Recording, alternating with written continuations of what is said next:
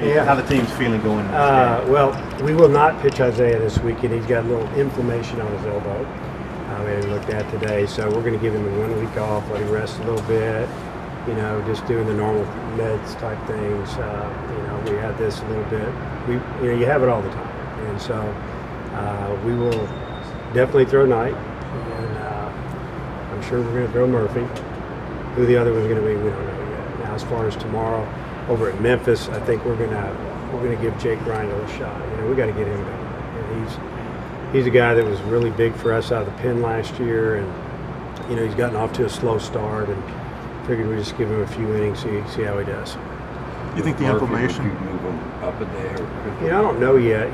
The issue with Murphy moving him up is that he would be on a really short week. He threw Sunday, so if we moved him up, he'd throw Friday. So I'm going to say that as of right now, I would think he would go game 3.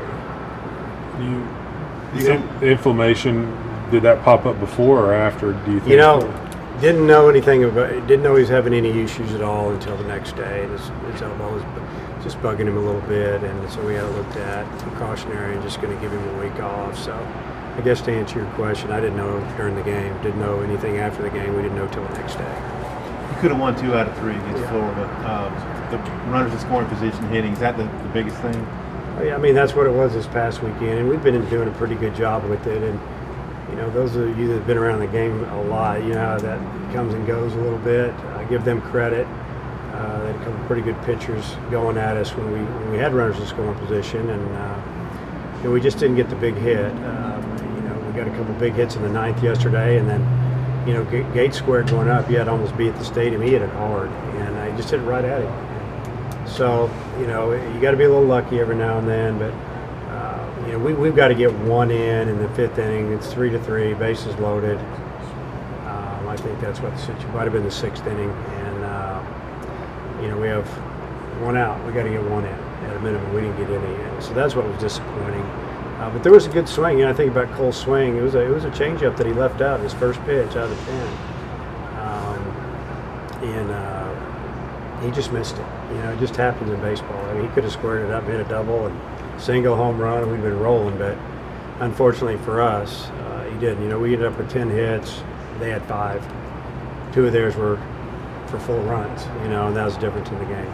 What's the latest on Keaton from McKinney? Yeah, he's getting close. We talked about him a lot on the way back yesterday. That it sure would be nice to have that guy back with all that experience, because you look at who we have.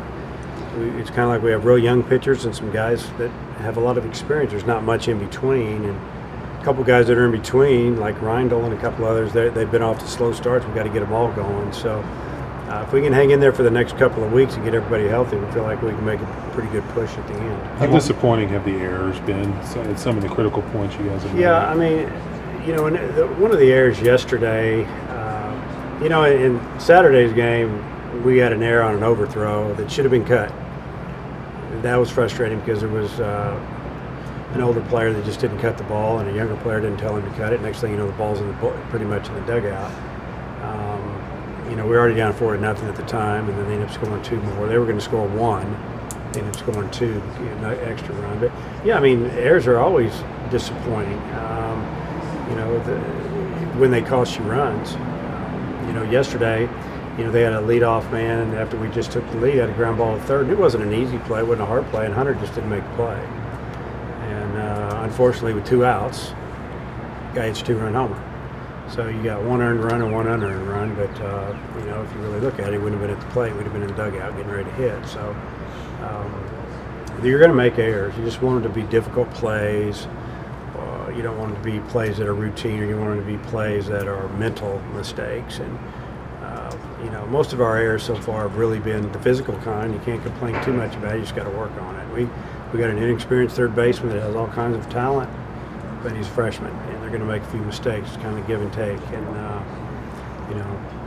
it's frustrating. Yeah. What do you know about Memphis? They've been pitching really well. They have been scoring a lot of runs, but they've been pitching well. They just came off a tough weekend down at the University of Houston. I think that was might have been their conference opener. Watched some on video, and we played them last year. We played them in the past, so we know some of their older players. they're like us. They just need a win on a Tuesday to give them some momentum going into the weekend. Who would you say your candidates to pitch game to start game 2? It could be Rutledge. It could be Bonin.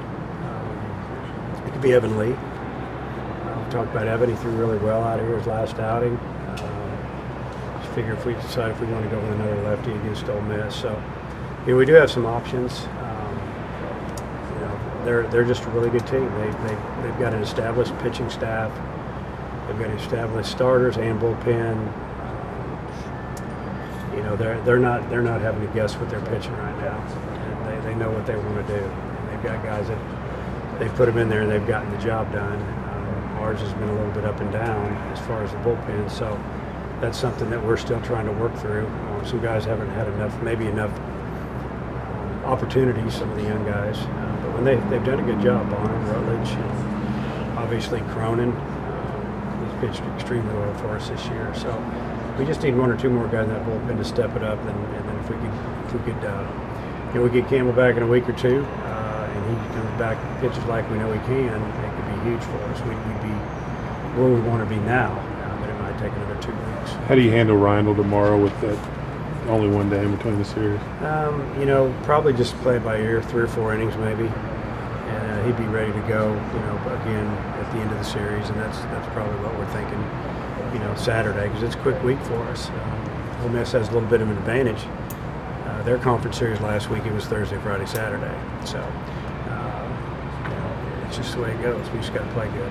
How's first base looking for you? Still McFarland, or is Gates going to get some more time? Well, I think we got a pretty good battle going after the way Gates swung the bat yesterday. He's only about 70% runner. I told him if you hit a ground ball in the infield, just cruise down the line. Don't worry about getting down there as fast as you can and running full speed. But he did a pretty good job going from first to third, moving around. I thought McFarland's played extremely well. The first couple of games, I guess, against Florida, those are probably offensively, he didn't do much. Maybe one of them can play first, one can DH, keep Bonfield on his toes. Maybe Bonfield can play in the outfield if somebody's struggling. And it's good to have a bat like that. And maybe I just platoon a little bit, right against left and left against right. Yeah, SEC is obviously always tough, but your first 3 series of injuries, teams in the top 4. Yeah.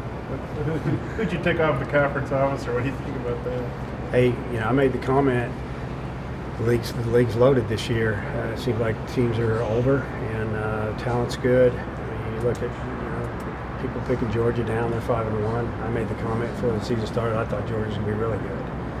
And, Tennessee sweeps Alabama yesterday, and, our league, it's awfully good. A&M loses 2 one-run games and wins a one-run game at home to Ole Miss, and the little things are going to add up. If you don't have big leads, you lose by a run or 2, it's going to be because you probably made a mistake, and it's just the way it falls, And you haven't even mentioned our next 3 games are going to be against Auburn, and The next 3 games are going to be against Auburn. Yeah, that's the next week, and we come home, and they're, Casey Mize, to me, the best pitcher in the league.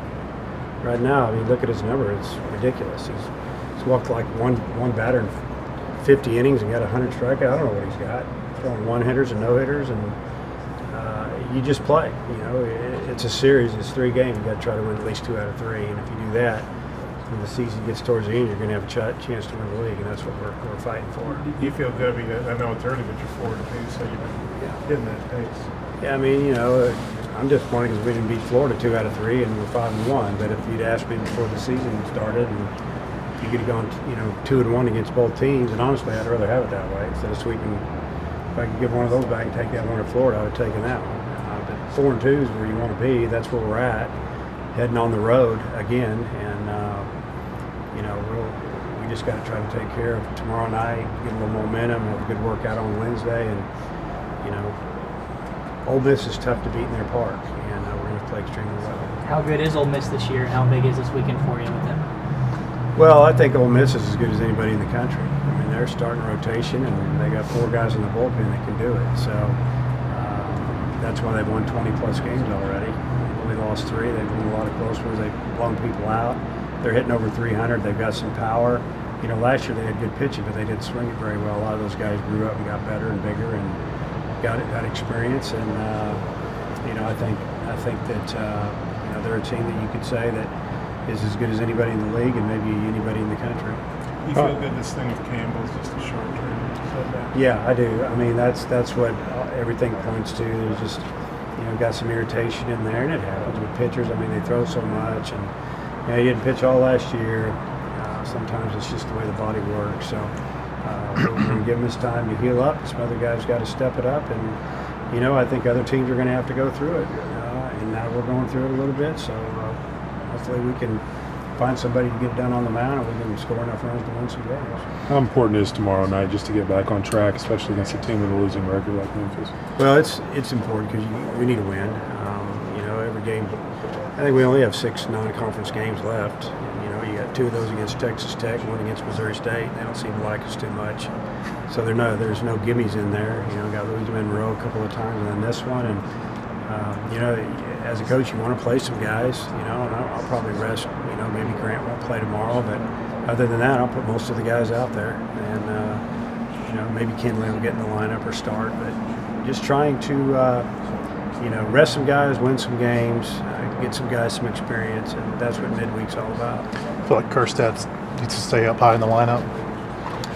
Yeah, I mean, I don't know necessarily that he stays in the 3-hole. It just depends. Against right-hander, he might. Against lefty, we might move him down. But obviously, he's a force wherever you put him. It's not like I'm trying to hide him. You can't hide him anymore. He's too good a hitter, and he seems like he's always right in the middle of the action. So they know who he is and what he can do. But I just want our lineup to be balanced, and you don't have to have a typical 3-hole guy that sits there every day hitting 400. Those are hard to find.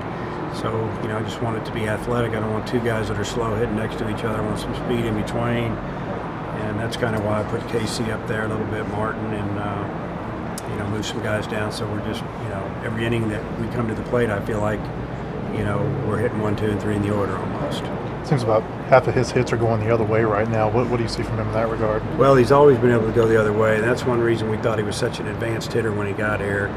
It's his swing path a little bit. His hands really stay inside the baseball, and he's got a lot of power to left center. But he's also showed that if he gets it out there and you try to get in on him, he's looking for it. He can hit it a long way, like he did last week at Charlotte. He's done it a couple of times, and even in Florida the other day, he got fooled a little bit, kept his hands back, and then extended and hit it over the scoreboard. And he's that's something that's hard to teach. That's what usually you start teaching young hitters is to stay inside the ball and go the other way. And he had a lot of that before he got here, so that's really helped him. You're on the road all week and you come home for 20 hours or something. You go back on the road for a week. What's that like? Yeah, it is what it is. We got to do it. It's hard to get midweek games here. We have some rules we have to go by. We have to take people from other states, and I got to get people to come back. So for us to go play at Memphis, that means they'll come back next year, and it's just the way it is. You happy with how Fletcher's progressed the last week or so? Fletcher's coming back. He's starting to act like Fletcher. So he's smiling a lot more. Got a lot of confidence in him. He's did a great job on Friday. They put a little shift on him, and he said, "How about this?" And he bunted, and we scored 3 runs that inning. So. And then I think later he hit one out of the park, and yesterday he just missed tying the game up, and I feel really good about Fletch. He's coming back. You guys been able to put your finger on what was going wrong with him for a couple of weeks there? Yeah, I think just a little bit of trying to do too much, trying to pull the ball, trying to hit it, instead of hit it, hard through the middle or just hit it out of the park. He's trying to hit it across the parking lot and swinging too hard and pulling his head, and it just snowballed on him. It's the way it worked. The mind controls the body a lot. So I guess 100%. So his was racing, and he just had to slow the game down a little bit. And I think sat him down on game, and I think it really helped him.